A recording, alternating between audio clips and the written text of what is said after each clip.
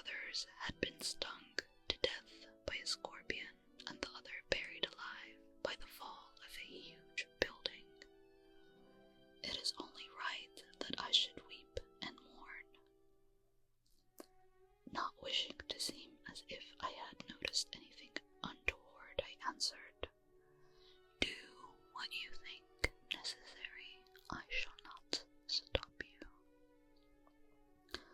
So it came about that she stayed shut in with her tears, her insane ecstasy of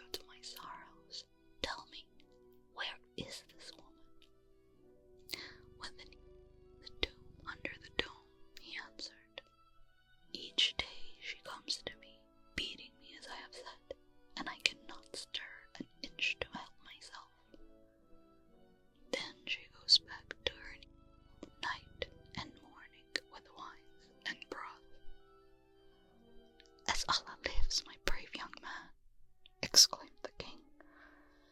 "Now must I do you a service that will be remembered, a benefit that shall pass into the books of history." After talking with the prince till nightfall, the king rose, and on the striking of the night hour of wizardry, undressed, girt on his sword, and stole toward the neat doom. In it he saw lighted candles, and hanging lamps, incense and perfumes, and all the unguents. Without delay he smote the neat with his sword, and when he was dead, lifted him upon his back and hurled his body to the bottom of a certain well which was in the palace. Then he came back, put on the neat clothes, and walked up and down below the dome, waving his great and naked sword. After an hour, the wanton sorceress came into the young prince, her husband, and barring his body, lashed him cruelly. When he cried out, "Hey, hey, enough! For pity's sake, enough!" she answered, "Pity? What pity had you for me and for my lover?" After this, she wrapped him in a goat's hair shirt, replacing his other clothes on top of it, and went to visit her niece, carrying a cup of wine and a bowl of vegetable soup. Entering under the dome, she wept, saying, "Speak to me, O my master, let me hear your voice." Then in deep grief she intoned these lines: "If you desire these sweet, vain limbs of mine to comfort you like wine, turn not aside. But if you lust after my misery, my torment, and not me, be satisfied." Finishing, she burst into sobs and repeated, "Speak to me, O my master." Then the supposed putting his tongue across his mouth, so that he should sound like a black man, called out, "Ah, there is no strength nor power save in Allah." When she heard him speak, who had so long been silent, she shouted with joy and fainted away. But coming to herself, she said, "Praise be, my master is himself again." Then said the king in a disguised and feeble voice, "O curse of mine, you have not merited a word from me." "How's that?" she said. And the king answered, "You lash your husband every day, so that his groans and cries for help take all my sleep away from me at night. He weeps for mercy, so that I cannot sleep. If it had not been so, I should have been cured long before this." "Since you order it," she said, "I'm willing to save him from his present state." "Do so," said the king, "and let us have a little peace." Murmuring, "I hear and I obey," she rose and left the dome. Arrived at the great hall, she took a copper bowl filled with water and said magic words over it. When the water began to boil and bubble as if it had been in a fiery cauldron, she sprinkled the prince with it, saying, "By these words that I have uttered, by the spell that I have muttered, turn to what you were before." At this the young man shivered and rose upright upon his feet, shouting for joy and crying, "There is no other God but Allah, and Muhammad is his prophet, whom Allah bless and keep." "Go," shrieked his wife in his very face, "and never return, or I shall kill you." The young man slipped away from the palace, and his wife, going back to the dome, called softly, "Rise up, my master,